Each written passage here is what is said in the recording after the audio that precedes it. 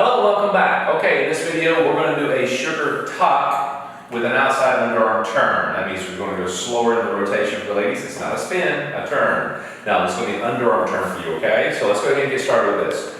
We're going to take it from this angle. Ready? And 1, 2, 3, and 4, 5, and 6. Lovely. Now you notice that we're upside down. There's other patterns to get out of this, and that'll be down the road. Here we go.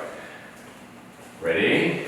And 1, 2, 3, and 4, 5, and 6. Cool? All right, let's do this again. Remember, it's an outside underarm turn, okay? And 1, 2, 3, and 4, 5, and 6. Very good. Remember, ladies, it's not a rush to get around. This is just a turn. Cool? Nice and slow. Ready? And 1, 2, 3, and 4, 5, and 6. Very good. Now, it's up to you to go practice, practice, practice. Have fun, breathe, enjoy. And again, this is a sugar tuck with an outside underarm turn. So, go have fun and come back for the next pattern.